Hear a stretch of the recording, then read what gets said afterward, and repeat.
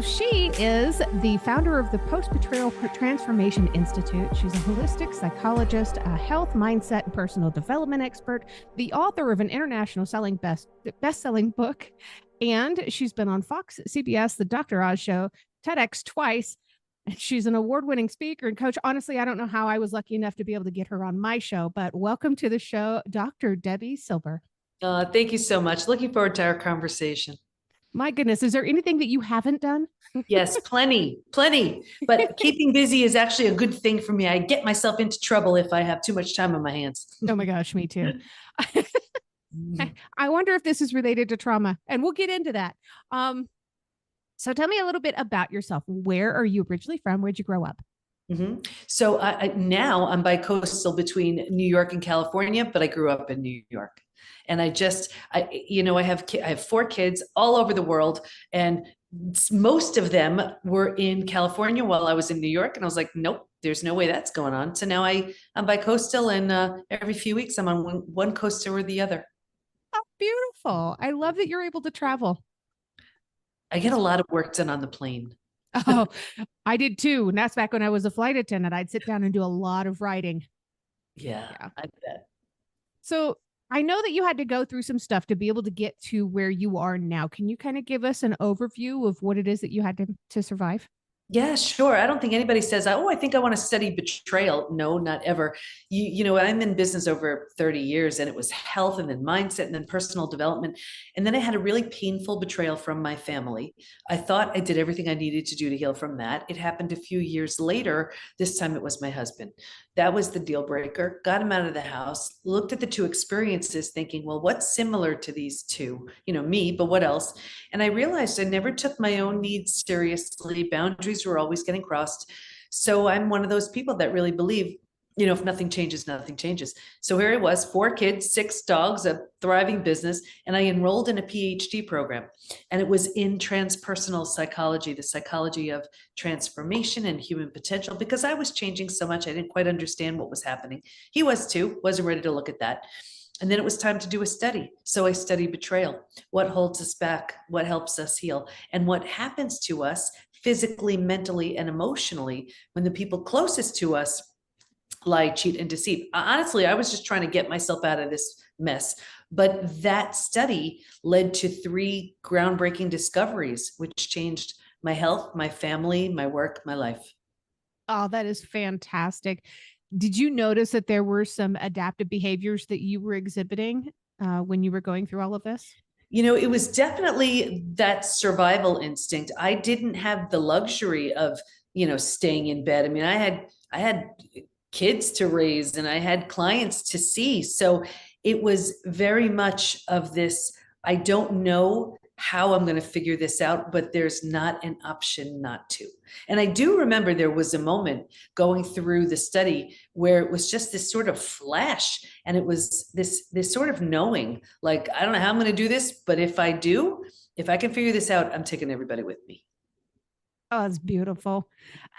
I have been lucky enough to have a couple of different guests on my show that have had TEDx talks. And I know with TEDx, you have to have a very honed in discussion. What were the 2 discussion pieces that you used for your TEDx talks? Yeah, the first one is called Stop Sabotaging Yourself. And I can't even watch that one because I don't think it was, people in the audience didn't know, or viewers wouldn't know, but that was 6 weeks after my betrayal. Oh, I don't even know how I did that. And you can kind of hear me referring to it without saying it. I wasn't ready. I just wasn't ready to talk about it. But I was talking about how we do manage to sabotage ourselves. And the second one, this was the one where I said, okay, that's it. Go big or go home. And it was, do you have post-betrayal syndrome? And that still gets, I think, 5,000-6,000 views a week. Wow. And how recent was that one? That was a few years ago. And that was really where I talk about the discoveries, and people they love hearing about the discoveries, because when you understand more about betrayal, you're like, oh, I get it. I don't have to stay stuck. I don't have to experience these symptoms. Betrayal is different. So it explains a lot of things that we didn't previously know. And I'm happy to share them if you want to hear them. Yeah, absolutely. Tell me more. Sure. So the first discovery was that betrayal is a different type of trauma. I'd been through death of a loved one, I'd been through disease, and I was like, betrayal feels different for me. I didn't want to assume it was the same for everybody else. So I asked him, if you've been through other traumas besides betrayal, does it feel different for you? Unanimously, they said it's so different. And here's why: because it feels so intentional, we take it so personally. So the entire self gets shattered and has to be rebuilt. Think about it: rejection, abandonment, belonging, confidence, worthiness, trust. Those are specific to betrayal. Like when you lose someone you love, you grieve, you're sad, you mourn the loss. Life will never be the same, but you don't question the whole relationship. You don't question your ability to trust. You don't question your sanity, right? With betrayal, you do. So that betrayal is a different type of trauma. That was the first discovery. Want me to go into the second one? Oh, yeah. Okay. So the second was that there's actually this collection of symptoms, physical, mental, and emotional, so common to betrayal. It's known as post-betrayal syndrome. And we've had, I don't know, 95,000 plus people take our post-betrayal syndrome quiz on our site to see to what extent they're struggling. A few things about that. We've all been taught time heals all wounds. I have the proof that when it comes to betrayal, that's not true. You cannot count on time. You cannot count even on a new relationship to heal it. The only thing that heals it is healing it. And it needs to be deliberate and intentional. People think, okay, well, if enough time passed, I'll be okay. Or, oh, if I'm in this new relationship, it'll be, these symptoms will go away. No, they won't. They may be suppressed a bit, maybe minimized a bit, but the healing only happens when we heal it. And I have the stats from the quiz that I pull every few months. Happy to share them if you want to hear them. I would love to hear some of these stats. I mean, I'm already identifying with some of this as a survivor of human trafficking myself. I knew the man for 7 years before he did this to me. We were engaged to be married. Talk about a betrayal. Yeah. But yeah, how many people do go through this? What does their recovery look like? Yeah. So these are the physical, mental, and emotional symptoms. And I want you to pay attention to these numbers. So now imagine men, women, just about every country is represented. 78% constantly revisit their experience. And think of your own experiences here. You'll see how relevant this is. 82% feel a loss of personal power. 80% are hypervigilant. 94% deal with painful triggers, and those triggers can take you right down. The most common physical symptoms: 71% have low energy, 68% have sleep issues, 63% have extreme fatigue. You go to sleep, you wake up, you're exhausted, your adrenals have tanked. 47% have weight changes. So maybe in the beginning, you can't hold food down. Later on, you're using food for comfort. 45% have a digestive issue, and that could be anything: Crohn's, IBS, diverticulitis, right? Constipation, diarrhea. The most common mental symptoms. I see you shaking your head. 78% are overwhelmed. 70% are walking around in a state of disbelief. 68% can't focus. 64% are in shock. 62% can't concentrate. So just imagine that. You can't concentrate. You're exhausted. You have a gut issue. You have to work. You have to raise your kids, do your other obligations. That's not even emotionally. Emotionally, 88% experience extreme sadness. 83% are very angry. Real common to bounce back and forth between those two emotions all day long. 79% are stressed. Just a few more. Here's why I wrote trust again. 84% have an inability to trust. 67% prevent themselves from forming deep relationships because they're afraid of being hurt again. 82% find it hard. 82% find it hard to move forward. 90% want to move forward, but they don't know how. Oh my gosh. I could have used your help a few years ago. I'm doing much better now. I am married to an incredible man, and I've recovered from so much of everything in my past, but I do still have some of these symptoms. Now, when you mentioned gut health, I have Crohn's disease, I have thyroid disease, I have chronic hives, I have mold poisoning. There's like this huge list of things. And I'm also hypervigilant. Uh, Yeah. And, that's the staggering thing about the quiz. As high as those numbers were, you didn't hear me say 20%, 30%. These numbers are super high. They're also not necessarily from a recent betrayal. So this could be from that tragic experience that happened when you were a kid. This could be from the girlfriend or boyfriend who broke your heart in high school. So think about this. That person may not know, care, remember. They may not even be alive. And here we are walking around with these symptoms because of what happened years, if not decades ago. The good news is you could heal from all of it. And that was the third discovery. Want me to get to that one? yes, please, because I know that's going to get a little bit more into why you started studying, huh? Exactly. It was real. I had no idea any of these discoveries were going to show up. But when they did, it's like, how do you keep this to yourself? So anyway, for me, this third discovery was the most exciting. And what was discovered was, while we can stay stuck for years, decades, a lifetime, and so many people stay stuck, if we're going to fully heal, and by fully heal, I mean those symptoms of post-betrayal syndrome that I just shared, to this completely rebuilt place called post-betrayal transformation. When you've rebuilt yourself, when you've rebuilt your life, you're going to move through 5 proven, predictable stages. And what's even more exciting about that is we know what happens physically, mentally, and emotionally at every stage. And we know what it takes to move from one stage to the next. Healing is entirely predictable. Happy to share the stages if you want to hear them. How can I turn that down? So yeah, this is going to make so much sense, and you will know exactly where you are when I share them. It's all mapped out in Trust Again. It's what all of our coaches are certified in. It's all we do within the PBT Institute, but I'm going to give you a boiled down version. Stage 1 is before it happens. And if you can imagine 4 legs of a table, the 4 legs being physical, mental, emotional, and spiritual, what I saw with everybody, me too, was a heavy lean on the physical and the mental, and kind of neglecting or ignoring the emotional and the spiritual, feeling and being. Well, if a table only has 2 legs, easy for that table to topple over, right? That's us. Stage 2, shock, trauma, D-Day, Discovery Day. This is the scariest of all of the stages. And it's the breakdown of the body, the mind, and the worldview. So right here, you've ignited the stress response. You're now headed for every single stress-related symptom, illness, condition, disease. This is where your Crohn started, right here. Your mind is in a complete state of chaos and overwhelm. None of this makes sense. You can't wrap your mind around any of it.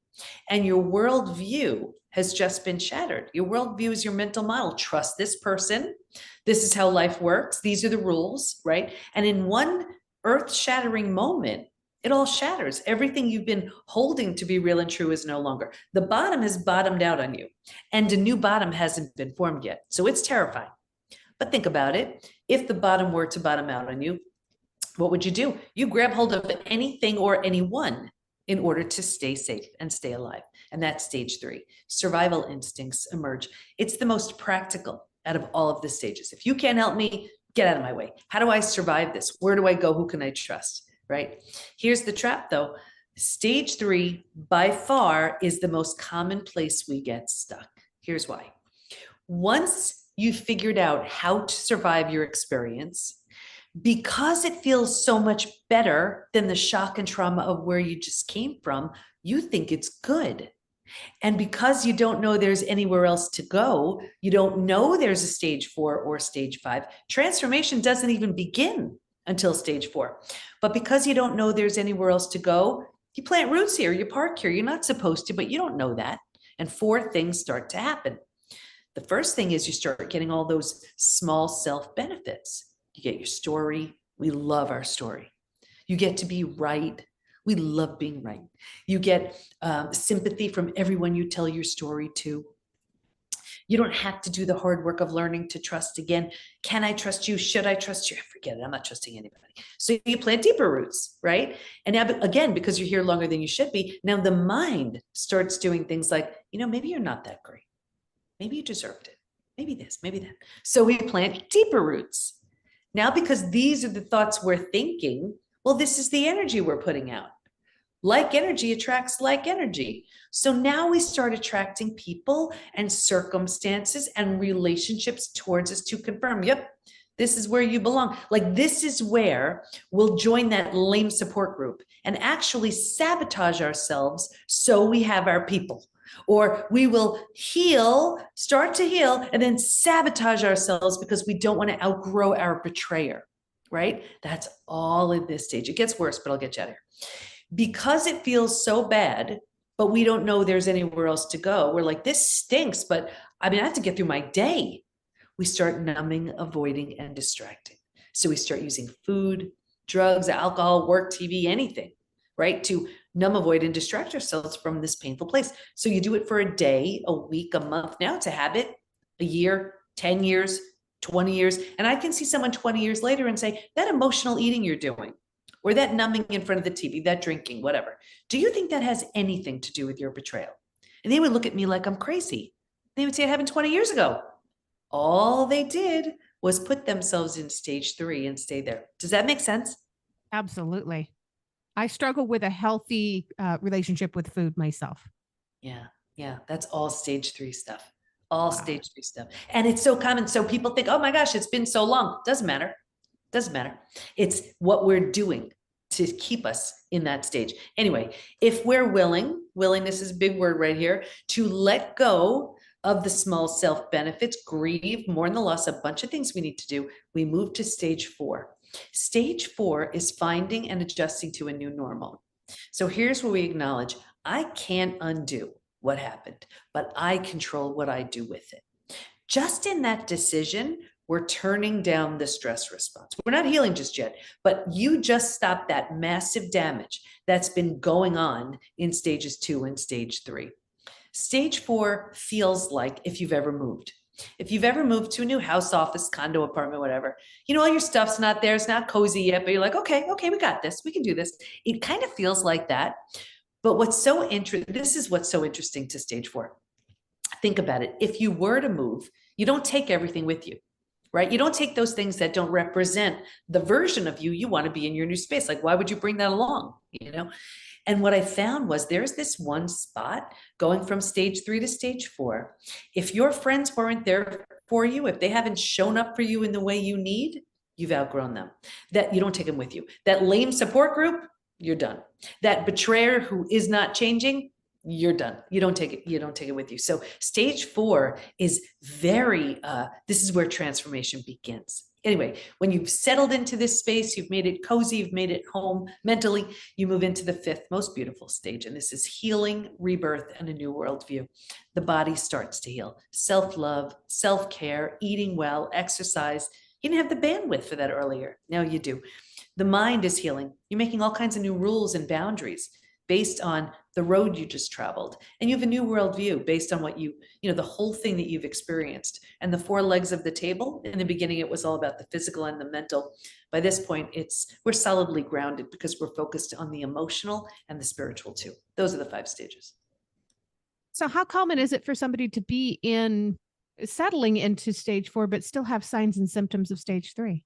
Yeah, it's very common. Stage 3 is the hardest stage to leave.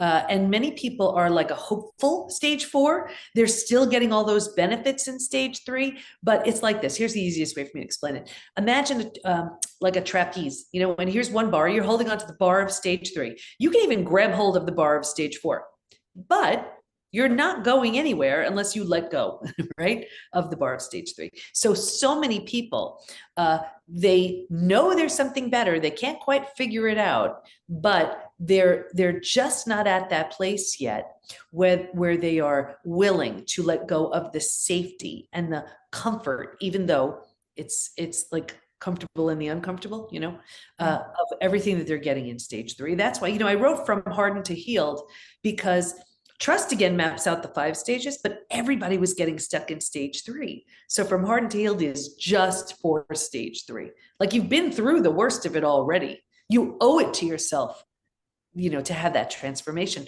that's waiting for you in stages 4 and 5. Like, for example, it is so common for us to see new levels of health, new businesses, new passion projects, new relationships, whether with the person who hurt you or with someone entirely new. Those were stage 5 things, like with my family, I healed and moved on, but with my husband, as to completely rebuild people, we married each other again.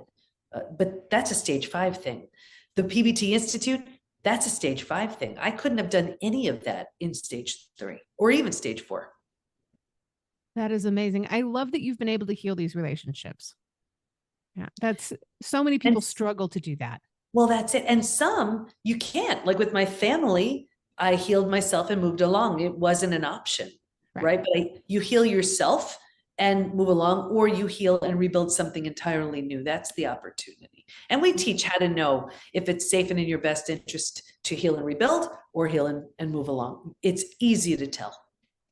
I imagine a big part of this is also a level of forgiveness. Mm-hmm. And yeah. How does that play in? How is it that you see forgiveness? Can you help us out? I know a lot of people have a skewed perspective of what that means. Yeah, well, actually, the PBT Institute founded National Forgiveness Day, which is every September 1st. So it's a real thing. It's a real holiday, and we just celebrated our first one this past September with a 21-day forgiveness journey. So it's really exciting. Forgiveness is a very triggering word for a lot of people, and people think, when you forgive, you're condoning the behavior, giving someone a free pass, setting yourself up for it to happen again, weak, or a pushover. Not at all. What you're doing is you're letting go of the power that pain has over you. Forgiveness has very little to do with the other person. Now, rebuilding a reconciliation, on the other hand, does. That's where, and I remember reading a study when I was doing my study, and it was, if you feel safe and valued and you forgive, you feel better. If you do not feel safe and valued and you forgive, you feel worse. And that's kind of true. Think about it. It's like if you're forgiving for the wrong reasons, just to make things, quote unquote, easier, or just to hope it goes away, those aren't the right reasons. And it backfires every time. Even, in the 5 stages and in our signature program that we teach within PBT, we can't bring in forgiveness too early. It backfires every time. We're not ready for it. So it has a really important place for our sake when you're ready. That is amazing. And this is something that so many people struggle with. So I'm really hoping that some people out there are getting a little hope from hearing you talk. Let's talk a little bit about your books. You've got some awesome projects out there. Thank you. So the ones really relevant to what we're talking about, it's Trust Again, which is, this is the 5 stages from betrayal to breakthrough, my story. They're all mapped out in here, and our 4-part trust rebuilding process. But with people who find they're stuck in stage 3, from hardened to healed. But we just did, I'm really excited about this one. This is our newest, actually, and it's the Rebuild Roadmap. We have a program for the betrayer. And we had all of our coaches within PBT, the PBT Institute, contribute their top experiential activities for the betrayer. And it's in there. And it's one of the things, we have a program, our Rebuild program is just for them. And I'm not talking about the betrayer who's just on to the next. I'm talking about the one who they truly get it. They're ready to become someone they're proud of. And they're amazing, because I meet with them on a group call, and they are sitting there with their pad and pen, and I tell them, exactly what to say and do, exactly what not to ever say and do. And they transform. And it's beautiful, because we have our betrayed going through our, one of our programs, and our betrayers, their partners, very often going through the other, and they meet up again as 2 very different people. And that's exciting to see. Wow. Can you give me an example of what you would tell somebody not to say or do? Yeah, like, here's an example. There was a recent couple, and he was on the group call for one of our rebuild calls for the betrayer. And I was saying how when his wife, in this instance, she was in our program for the betrayed, when she gets triggered, instead of sort of like, hey, how's it going there, and sort of checking in, she needs to feel her mind is completely offline. She's triggered, and she needs to just know you're there. So imagine you're like, she's down in a ravine. You can't be up at the top like, hey, how's it going? You have to go down there with her and pick her up, right? So he heard that, and I forgot the way I said it to him. but it meant it really, like an aha moment went off. And then it was interesting because we have a group call for the betrayed, and she speaks up and she says, I don't know what the heck is happening with my husband, but he is just there for me when I have these triggers. And I'm like giggling because I'm like, he did it. He was implementing exactly what we suggested. So that's kind of fun. Oh, I love that. And there's so many men that they don't know what to do. And they women have this, yeah. So many of us have this inherent need to fix a problem for somebody else when we see something is going wrong for them. And if we don't feel like we can fix it, we feel completely useless in that situation. And that's not the case at all. Sometimes all we need is a hug. That's it. And sometimes I find with the betrayers, they're so deep in their shame, and that's not helping anybody. It's not helping them. It's not helping the person they hurt. So our coaches are amazing with them, and I'm pretty strict on them too. There's no shame or blame, but if they're in there, it's because they're ready to become someone they're proud of, and I'm honored to work with them if that's the case. Oh, it's beautiful. And how do you celebrate your wins in life when something goes really well? That's a really good question. I try to acknowledge them, but I probably could do a lot better with that. We all could. Yeah. But I try to acknowledge them.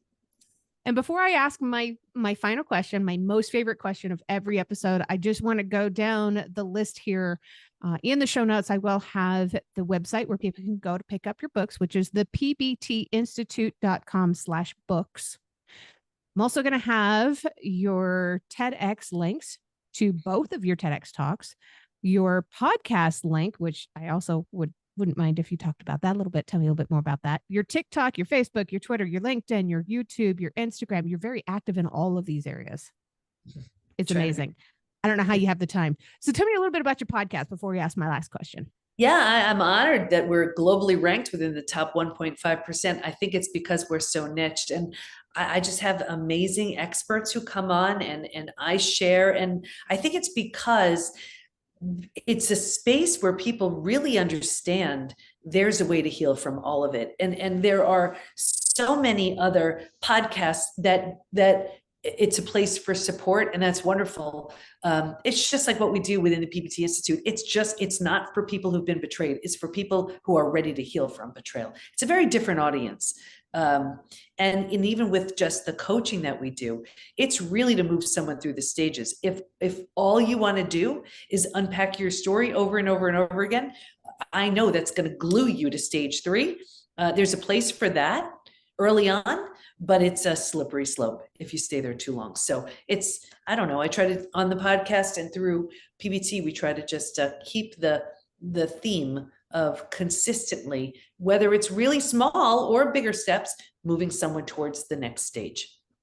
Oh, it's beautiful. I love what you're doing. I think you are changing lives out there, and it's so well, cool. So are you. So are you. It's people like you that give people like me a voice. So I appreciate it. Thank you. And vice versa.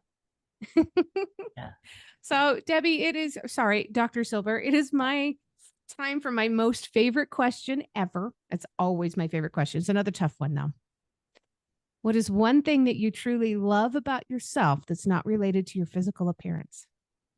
Let's see. I would say it's my ability to see the stage 5 in everyone. I just do. It's whenever I'm working with someone we have a program where I'm working with them in addition to PBT, or even the members on a group call, I only see the stage 5 and what's in the way of them living that. And I think that's sort of my secret sauce to getting them there quickly. If you've enjoyed tonight's episode, please make sure you check out the episode description. You'll find links there on how you can learn more about this guest, links to connect with them on social media, and how to support the podcast. Remember, I don't get paid to do this. My boss is a bit tight-fisted, but I can say that. I work for myself.